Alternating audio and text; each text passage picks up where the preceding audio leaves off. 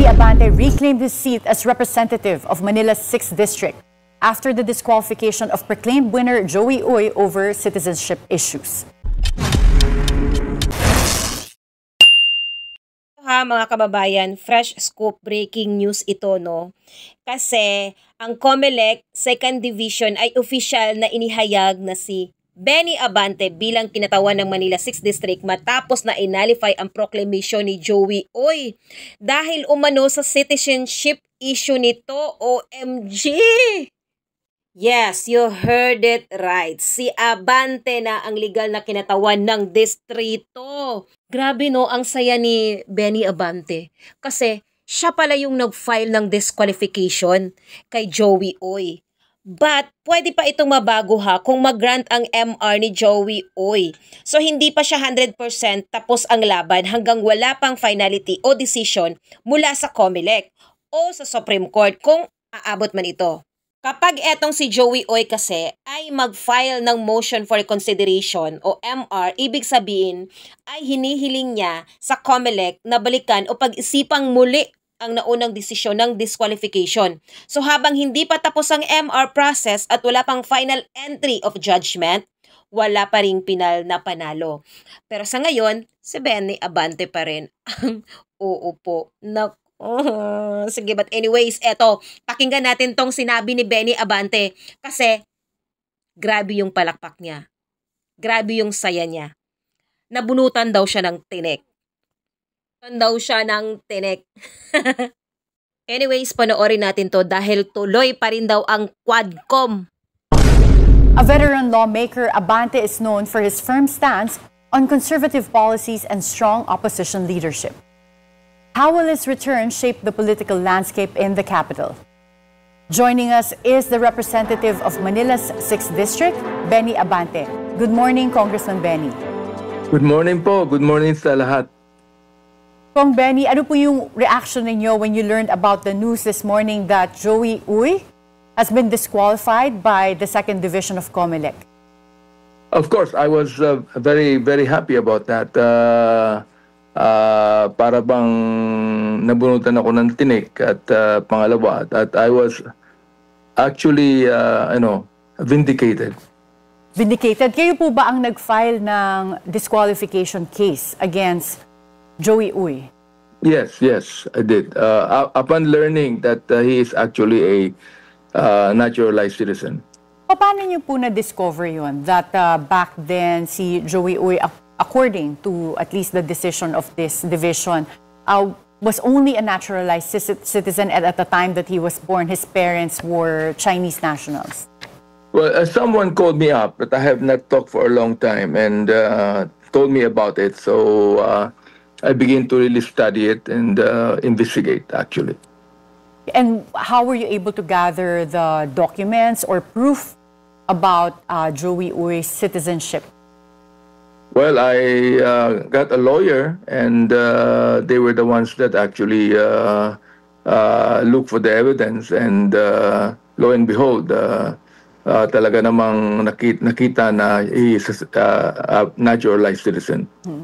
And Kong Benny, konsehal na po si Joey Uy since 2022 from so there was a prior submission of requirements. Bakit hindi po nasilip dati pa na meron palang issue with respect to his citizenship? Well, number one, wala naman akong hinagap na he is actually naturalized. No? Kasama namin siya when he ran for councilor and I was the one, isa ako sa mga tumulong sa kanya para manalo siya. So, nakita din namin na pag local election, hindi kinakailangan na natural born. Pero pag ikaw ay running for Congress, which is actually a national position, kinakailangan na po yung natural born citizen ka. Yes, and since this is a decision of a division, meron pa pong remedy si Joey Uy to file a motion for reconsideration with the COMELEC en banc. Are you anticipating that you might still encounter issues in terms of winning this case? Should it go to the COMELEC en banc and then eventually, potentially in the Supreme Court?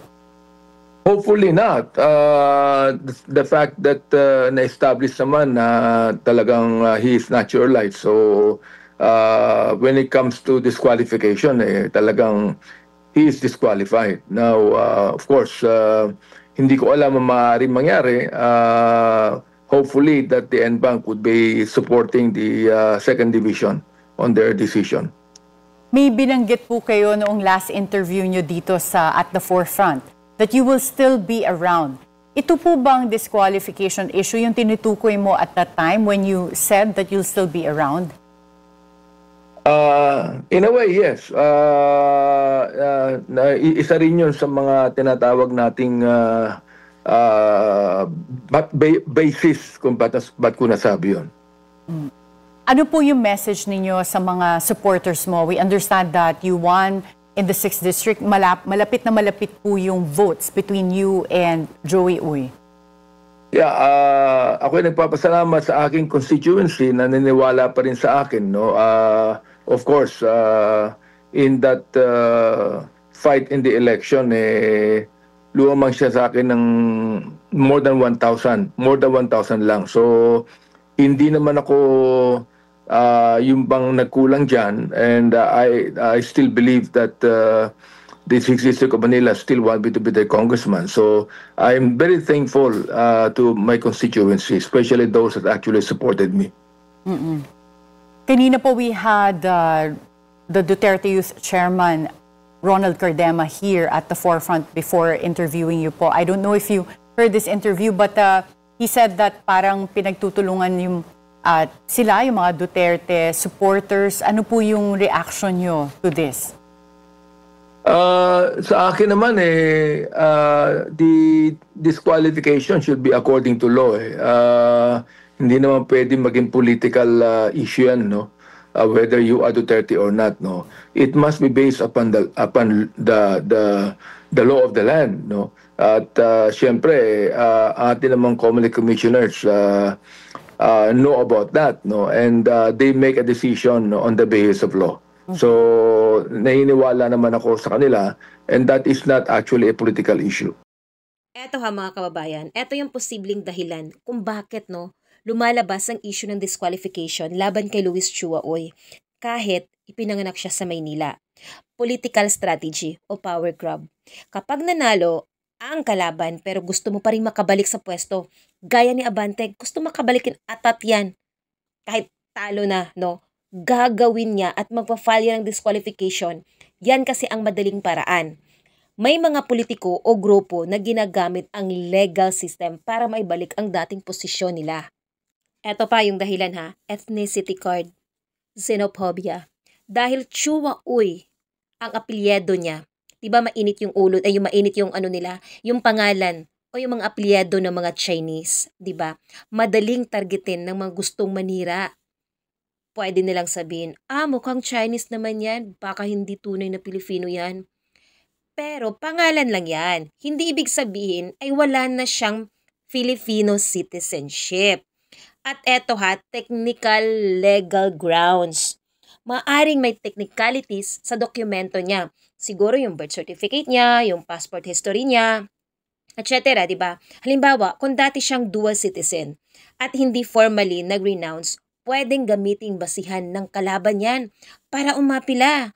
Nako, tahimik pero epektibong paninira yan. Hindi na kailangan ng ingay sa korte at kumilik lang ang kakampi niyan.